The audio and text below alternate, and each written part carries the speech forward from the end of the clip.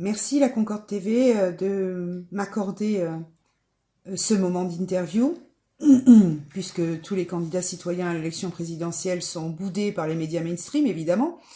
On nous interdit de plateau, on a bien raison, puisque nous avons des propositions alternatives. Donc heureusement que vous existez et que les médias indépendants existent, parce que ça donne une idée de propositions et de projets politiques alternatifs aux candidats institutionnels. Je suis Chakoura Topal, je suis une militante de terrain.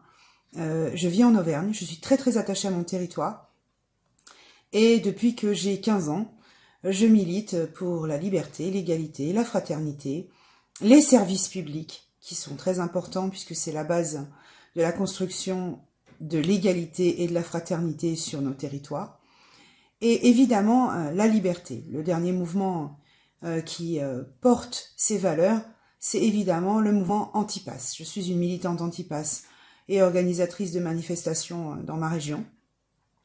Et évidemment, comme beaucoup de Français, j'ai été particulièrement choquée par le discours du chef de l'État le 12 juillet 2021, expliquant que au sommet de l'État, on s'octroyait le droit de discriminer les gens en fonction de leur état de santé. Ce qui est invraisemblable, c'est que le Conseil constitutionnel a validé ces mesures et ces dispositions le 5 août 2021, et nous sommes, je crois, très nombreux à avoir pensé dans notre pays que la République était morte ce jour-là. Donc, la République, eh ben, c'est nous, comme disait un homme politique assez connu, mais c'est pas lui tout seul, c'est nous tous, la nation, c'est nous tous, le peuple, c'est nous tous. Et donc, je reporte pour la deuxième fois un projet présidentiel alternatif, puisque j'ai déjà été une candidate citoyenne à l'élection présidentielle en 2017, avec un programme formé par 800 propositions citoyennes à partir de 2016, soit 2 ans avant le mouvement des Gilets jaunes. Déjà à l'époque, il y avait les fins de mois difficiles, le prix de l'énergie qui était trop élevé, la problématique de l'eau en régie publique, puisque c'est un bien public. Il y a des biens qui ne sont pas marchands dans notre pays et il faut réussir à le pérenniser, à pérenniser en tout cas la sécurité d'accès à ces biens qui ne sont pas des biens de consommation normaux. L'accès à la santé, déjà, était problématique, que ce soit à l'hôpital public ou c'est des territoires qui vivent la désertification médicale à très haute dose, malheureusement. Donc, toutes ces propositions-là sont malheureusement encore d'actualité, 5 ans plus tard. Et cette fois-ci, cette démarche n'est pas une démarche individuelle. La première fois, j'ai suivi les règles. Les règles institutionnelles vous disent que quand vous souhaitez vous présenter à l'élection présidentielle, vous y allez seul. Vous allez à la pêche au parrainage, ce qui est de plus en plus compliqué. Et de plus en plus, comment dire, plus que compliqué, enfin c'est carrément presque impossible. Et surtout, on se rend compte dans ce trajet-là que le mur institutionnel est fait de telle façon que des citoyens lambda n'ont pas la possibilité de porter au plus haut sommet de l'État des projets politiques dans l'intérêt du peuple, dans l'intérêt général. Puisqu'évidemment, un citoyen lambda, en principe, n'est pas relié à des lobbies, n'est pas relié à des partis, n'est pas relié à des intérêts particuliers, et donc il a de très très grosses difficultés, puisqu'il ne va pas fonctionner sur un système clientéliste. Donc, arrivé au bout de cette démarche de récolte de parrainage infructueuse, je décide de participer à la très mal nommée primaire citoyenne organisée par le Parti socialiste en 2017 et de présenter ma candidature. Sans surprise, je suis restée candidate 45 minutes chrono, puisque, évidemment, les grands partis refusent absolument d'avoir une parole alternative portée en leur sein.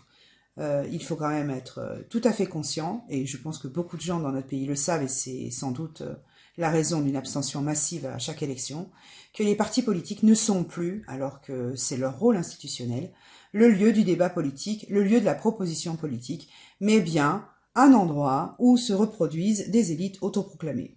Donc bien sûr, ça a été un échec de plus, mais extrêmement formateur. Cette fois-ci, la démarche que j'ai engagée à la candidature à l'élection présidentielle est toujours citoyenne, mais elle se veut dans le cadre d'un rassemblement de citoyens, qui sont tous candidats également, parce que j'ai pris la mesure, grâce à cette expérience précédente, qu'un seul d'entre nous ne peut arriver à obtenir des parrainages et à dépasser ce mur institutionnel que s'il est rassemblé avec d'autres. Donc il ne faut pas y aller seul, il faut y aller rassemblé. Et c'est la démarche de convergence que nous avons engagée avec Amina Bakar, Fabrice Grimal, Luc Marie-Charles et Adélaïde Joran, qui viennent tous de territoires différents, qui ont tous des parcours de vie différents. Et vous avez une Amina Bakar extrêmement engagée dans des collectifs citoyens et d'usagers sur son territoire et dans les quartiers populaires. Un Fabrice Grimal qui a un retour d'expérience des Gilets jaunes extrêmement intéressant parce que lui aussi a pris la mesure de tous les dysfonctionnements de notre pays. Vous avez Luc Marie-Charles qui vient, alors pour les deux premiers qui sont plutôt de la région parisienne, plutôt des citadins. Luc Marie-Charles qui est un homme extrêmement engagé dans sa vie pour les autres, dans la formation. Il a énormément vécu d'expériences différentes sur le plan professionnel, qui vient de Corse. Vous avez Adélaïde Joran qui est une orthophoniste suspendue par les mesures discriminatoires du gouvernement suite à une imposition de vaccination obligatoire dans certains milieux professionnels, qui a fait la grève de la faim et qui a une vision de l'écologie et de projets de société communs pour le bien-être des gens qui est extrêmement intéressant. Et vous avez moi, Chakoura Topal, auvergnate, très très très attachée à son territoire, je ne cesserai de le dire, qui voit dans la possibilité d'une gouvernance locale décentralisée un grand nombre de bénéfices pour l'économie locale, pour le bien-être des gens, pour une économie plus respectueuse aussi de l'écologie, et surtout pour un développement des territoires qui serait enfin en adéquation avec les besoins des populations locales, ce que la décentralisation actuelle ne permet absolument pas. Tous ces gens réunis autour d'un projet commun que nous sommes construire ensemble, c'est-à-dire que nous avons tous remis au pot commun les programmes que nous avions construits précédemment, et nous sommes en train de construire un programme commun qui certes montre certaines divergences d'opinion, mais finalement assez peu. Nous partons d'endroits différents, d'expériences de vie différentes, et pourtant nous arrivons à trouver des points communs extrêmement nombreux, et nous n'avons pas vraiment de difficulté à construire ce programme commun. Cette démarche est la seule possible pour arriver à une candidature citoyenne à l'élection présidentielle. Donc j'encourage tous ceux qui vont vous regarder, la Concorde TV, avec tout le travail que vous faites sur le Doctoton, sur l'émission du 4 janvier qui nous a permis de nous retrouver, de nous trouver, de nous parler, de nous rassembler. Toutes les initiatives, j'espère qu'elles seront entendues du plus grand nombre et que nombreux seront les mouvements citoyens, les porteurs de projets territoriaux, les autres candidats citoyens à l'élection présidentielle. J'espère qu'ils seront donc nombreux à nous rejoindre pour porter cette démarche commune dans l'intérêt général.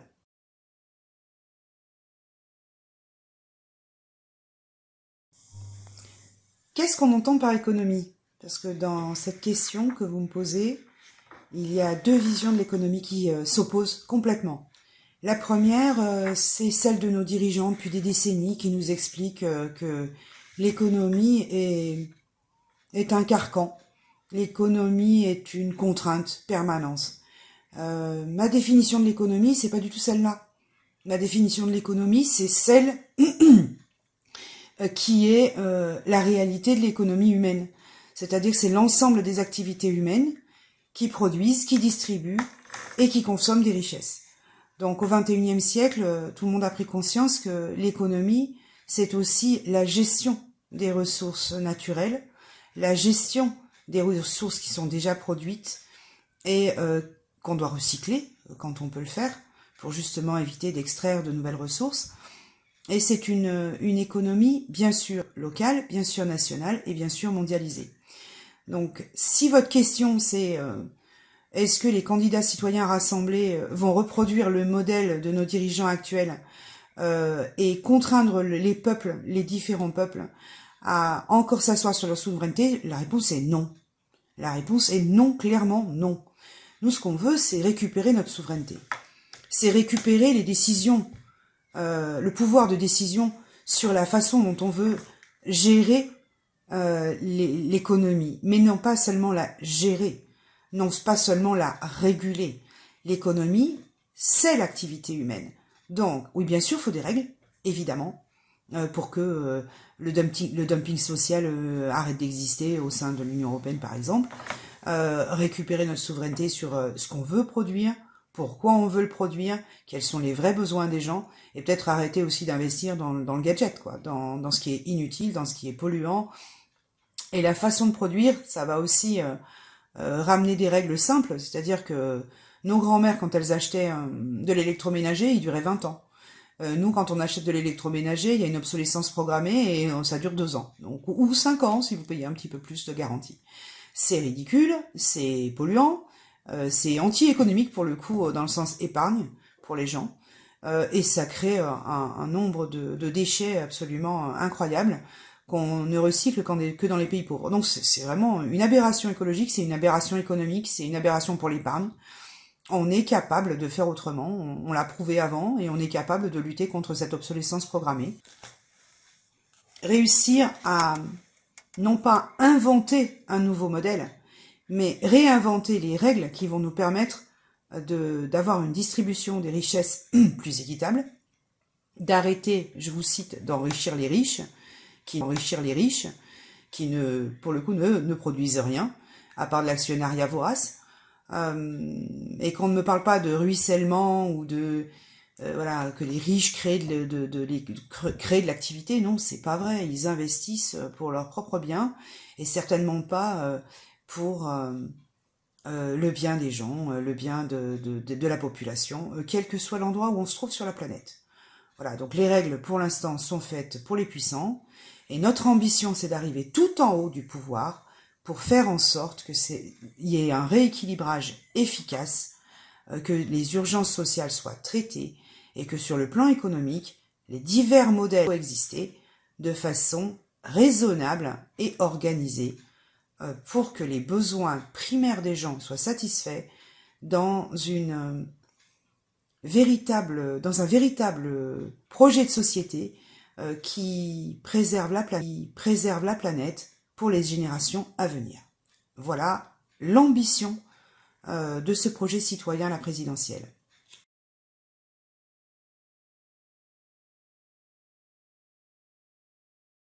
Alors, peut-être que la question démocratique est prégnante, oui, depuis plusieurs années, et que celle de la réécriture de la Constitution, effectivement, ressort, mais ce n'est pas la seule question en matière démocratique qui ressort. La preuve en est la demande très forte pour un référendum d'initiative citoyenne qui soit réellement inscrite dans la Constitution, parce que pour l'instant, ce qu'on a, c'est une sorte de référendum d'initiative populaire qui ne peut se faire que sous le chaperonnage d'élus, voilà, déjà en place.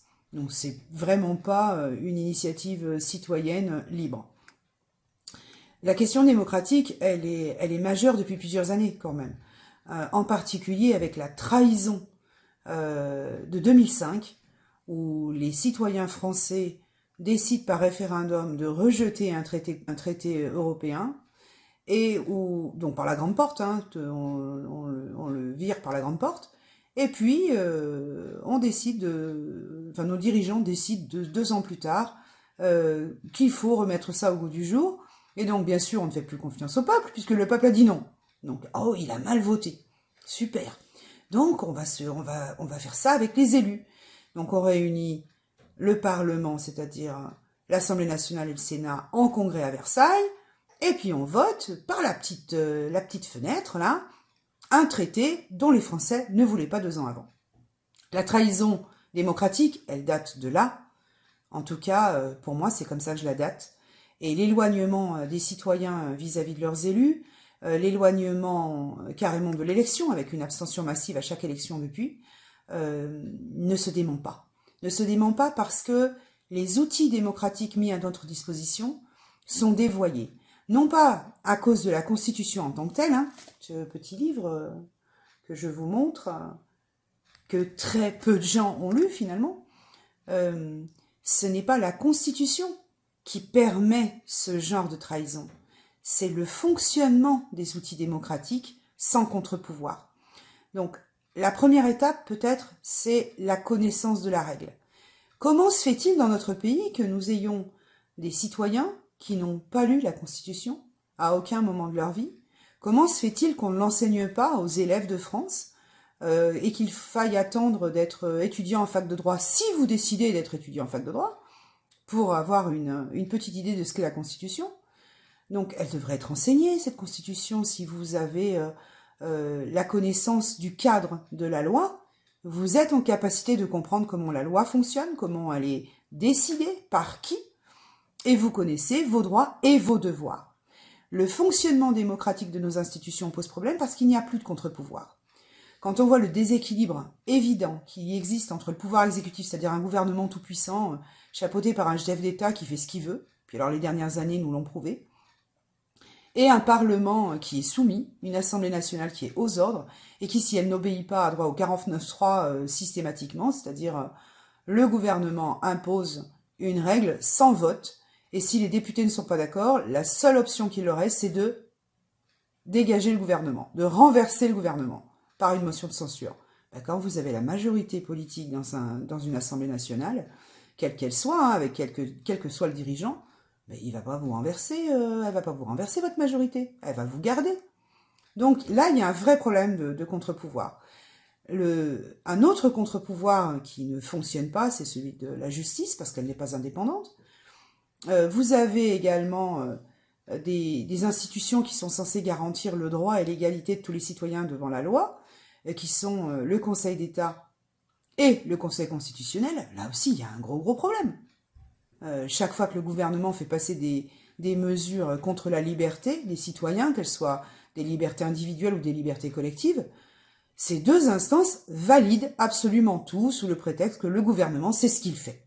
Et c'est pas leur rôle. Leur rôle, c'est de faire en sorte de garantir les grands principes d'égalité, de liberté et de fraternité entre les citoyens français, conformément à ce que prône d'ailleurs la Constitution.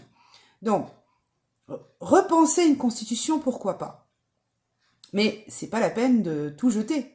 Il y a énormément de choses qui restent valables, qui restent de bonnes règles. Donc c'est pas la peine de se dire on efface tout et on recommence. Parce que ça voudrait dire oublier d'où on vient. Oublier aussi que la base de notre constitution, eh bien, ce sont les libertés fondamentales décidées après la Révolution française en 1789. C'est oublier que en 46, on a un préambule de la Constitution qui garantissait aussi les droits humains au sortir de la guerre. Donc on vient de quelque part, on doit aussi assumer notre histoire et garantir en revanche que les contre-pouvoirs fonctionnent. Il y en a un auquel nous sommes très attachés chez les candidats citoyens rassemblés, c'est le contre-pouvoir des médias. Aujourd'hui, nous avons des médias quasiment institutionnels qui sont subventionnés par des fonds publics, donc par notre argent de contribuables, et qui fonctionnent de la façon suivante, aux ordres d'un pouvoir, quel qu'il soit. Il y a également un autre problème qui est la concentration de médias aux mains de quelques individus extrêmement puissants financièrement qui rachètent des médias, donc, et qui ne garantissent plus du tout le pluralisme des idées, le pluralisme des propositions, et la représentativité du peuple. Donc là, il y a vraiment un problème. Si vous voulez vivre en démocratie, il faut que vous ayez des médias indépendants qui vous montrent les faits tels qu'ils sont. Et je voudrais vous remercier, vous à la Concorde TV, de travailler dans ce sens, de faire en sorte... Bien sûr, vous n'êtes pas les seuls, hein, il y a énormément de médias indépendants qui ont fleuri ces dernières années, en particulier sur les réseaux sociaux. Merci à vous tous, parce que grâce à vous, nous avons accès à une information fiable, vérifiée, ce qui devrait être quand même le cas des médias mainstream. Aujourd'hui, ce n'est plus le cas. Ils ne vérifient pas les informations, ils prennent ce que leur disent les gouvernants pour argent comptant, ils refusent tout débat démocratique, ils refusent toute alternative à la pensée dominante, et ça, c'est un vrai danger pour la démocratie. Donc vous voyez que ce n'est pas seulement une constituante qui réglera le problème démocratique dans notre pays. Ce sont des outils démocratiques, comme le RIC, ce sont des outils démocratiques, comme par exemple un ministère de la démocratie participative. Ce sont des outils démocratiques d'enseignement des règles, donc de la Constitution déjà existante. Et oui, bien sûr qu'on doit pouvoir la modifier. mais uniquement par référendum. C'est-à-dire que c'est terminé de faire confiance à des élus qui s'entendent entre eux, contre nous, pour faire avancer le problème démocratique. Les solutions démocratiques, plus exactement. Puisque là, il y a un problème démocratique. Il y a également autre chose sur lesquelles on est tous d'accord chez les candidats rassemblés à l'élection présidentielle, c'est l'abolition des privilèges. Donc, pour repartir sur le raisonnement que je vous tiens depuis le départ, c'est oui, il y a un problème de règles fondatrices, mais il y a aussi un problème de fonctionnement démocratique. La Constitution française n'a jamais autorisé les privilèges des élus. À aucun moment, elle n'a dit que des grands élus d'exécutifs locaux peuvent se targuer d'avoir un salaire à 30 000 euros par mois, avec logement de fonction, avec véhicule de fonction avec chauffeur. De quel droit on peut s'octroyer ces privilèges-là quand on est censé représenter le peuple? Enfin, on devrait déjà être honoré d'être choisi, d'être élu. Alors en plus, on devrait faire son boulot dans la mesure du raisonnable. Et l'autorégulation des élus, pour ce qui concerne leur, entre guillemets, privilèges, ne fonctionne pas. Donc, à nous de reposer des règles claires. Combien doit-on être payé quand on est un élu d'un exécutif régional ou départemental? À combien doivent se monter les salaires des ministres et pour quel type de travail? Qu'est-ce qu'on attend d'eux?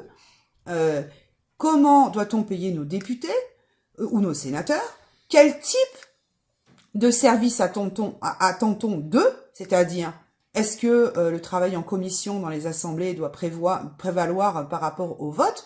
Nous, on en a ras-le-bol de voir des élus qui sont pas là dans l'hémicycle pour voter les lois. Donc ça, c'est refaire à nouveau le constat que les règlements des assemblées ne correspondent pas aux attentes du peuple. Il va falloir changer ça aussi. Il n'y a pas que la Constitution. Il y a tout un tas d'autres choses et il faut mettre le doigt là où ça coince. À un plus petit niveau, on va avoir aussi à se poser la question du statut de l'élu local en particulier. Vous avez des statuts très différents, vous avez des gens avec des profils très différents.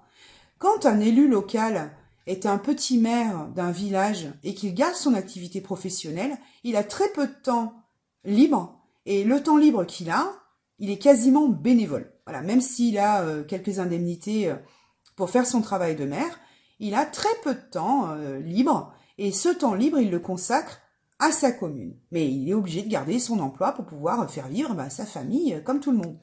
Alors que si c'est pas un actif, si c'est un retraité par exemple, eh bien là il peut avoir énormément de temps à consacrer à l'exercice de son mandat. Donc quel type de statut de l'élu on veut? Est-ce qu'on veut qu'il y ait que des gens riches ou retraités, qui aient beaucoup de temps libre à consacrer à leurs concitoyens dans les communes? Ou est-ce qu'on veut une représentativité réelle des maires dans les communes? Eh bien, si on veut une représentativité réelle, ça va être des hommes et des femmes de tous âges. Donc, pour ceux qui continuent à travailler, il faudra bien trouver un moyen de leur libérer du temps, que ça ne leur coûte pas plus en argent pour réussir à exercer leur mandat que d'autres qui ont déjà une sécurité financière. Ça, ce sont des vraies questions démocratiques. Il y a également, donc bien sûr, l'abolition des privilèges, ça c'est absolument inéluctable. Si on veut que les gens reprennent confiance dans la politique et dans la représentation de leurs élus, il faut remettre complètement à plat ce système d'indemnité. Savoir qui fait quoi, qui est payé pourquoi et combien ça coûte réellement d'être le représentant de la nation ou un représentant local. Ça, c'est absolument incontournable. Pour le reste, il y a des aménagements sans doute possibles au niveau local. Comment on fait, par exemple, pour que les habitants soient représentés à égalité sur des territoires très différents? Pour l'instant, le millefeuille administratif, le millefeuille administratif, il est basé sur des collectivités territoriales qui sont extrêmement méconnues des Français. On connaît la commune, parce qu'on connaît bien tous son maire, c'est l'élu le plus proche et d'ailleurs le plus aimé des Français. Mais on connaît beaucoup moins ses conseillers départementaux. On connaît encore moins ses conseillers régionaux. Et il y a un problème avec ce millefeuille. Il faut qu'on refasse sens. Oui, la décentralisation a été une étape importante de la démocratisation des territoires, du fait de pouvoir voter des budgets plus en rapport avec les besoins locaux. Mais les nouvelles dispositions qui ont fait des régions des grandes régions ont éloigné les citoyens de leurs élus encore plus qu'avant. Et il y a un problème de représentativité des élus. Donc vous avez des grandes métropoles qui vont tout concentrer au niveau des services, des biens, etc., et des services à la population. Et vous avez tous les autres territoires qui sont excentrés, qui vont avoir des difficultés pour se déplacer, parce qu'il n'y a plus de train, parce qu'il n'y a plus rien. Et tout va être concentré dans les grandes villes. Donc là, il y a quand même un vrai problème d'aménagement du territoire. C'est pas la société qu'on veut défendre, nous, dans notre projet. On veut que dans les territoires, on rouvre les gares. Ça sera bon pour la transition écologique, ça sera bon pour l'économie, puisque les gens pourront se déplacer d'un département à l'autre, d'une région à l'autre, et puis pouvoir aller bosser sans avoir à prendre leur voiture. Dans plein d'endroits, ça va être possible. Il y a tout un tas de choses à repenser sur le plan démocratique qui est loin d'être uniquement la Constitution qui est bien sûr extrêmement importante dans notre pays, puisque c'est elle qui fixe le cadre de la règle générale. Il y a un autre aspect qu'on veut défendre également, c'est celui de la souveraineté. Donc, pour l'instant, notre Constitution est en dessous de la norme européenne. Nous, ce qu'on veut, c'est inverser ça et faire en sorte que la Constitution devienne la reine des règles. Et donc, nous inverserions la norme, la hiérarchie des normes, en faisant de notre Constitution celle qui est souveraine par rapport à toutes les autres lois. Beaucoup de gens l'ignorent, mais 80% à peu près de nos lois françaises, sont simplement l'adaptation de textes européens qui sont inclus dans la loi française. Donc ça, nous, on l'a pas voté. Voilà, ni nos députés, ni nos sénateurs, personne n'a voté ça. Donc, à un moment donné, se pose la question démocratique aussi supranationale. Qu'est-ce qu'on veut pour notre pays? Nous, on a fait un choix très clair, c'est celui de la souveraineté démocratique. Et la souveraineté démocratique, ça passe par une inversion de la hiérarchie des normes. Constitution en premier, et le reste qui en découlera. Voilà, donc c'est la base de notre projet, elle est là. Nous souhaitons que les citoyens reprennent le pouvoir de toutes les façons possibles. Nous souhaitons enfin que les règles du jeu démocratique soient respectées avec des contre-pouvoirs qui fonctionnent. Évidemment, il faudra dissoudre tous les organismes qui n'ont pas joué le jeu. Le Conseil constitutionnel, il faudra le revoir en entier. Il est hors de question de garder un organe comme ça, qui est censé défendre la Constitution et qui finit par la piétiner. Donc ça, c'est non. Voilà. On a posé des limites assez claires.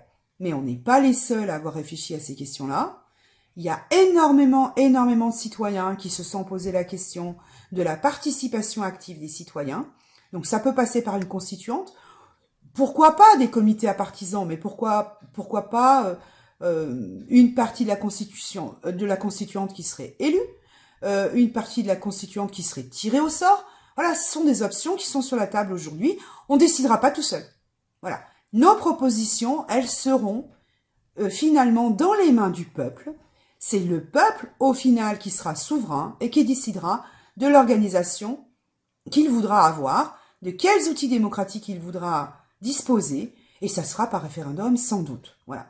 Mais il y a une chose, par exemple, qui me tient énormément à cœur, c'est virer de la Constitution actuelle l'article 16 qui autorise, en 2022, un homme seul, le président de la République, à avoir tous les pouvoirs concentrés. Bon, déjà, avec les prérogatives qu'il a, on a vu ce qu'il en faisait, mais s'il avait les pleins pouvoirs, on craint le pire.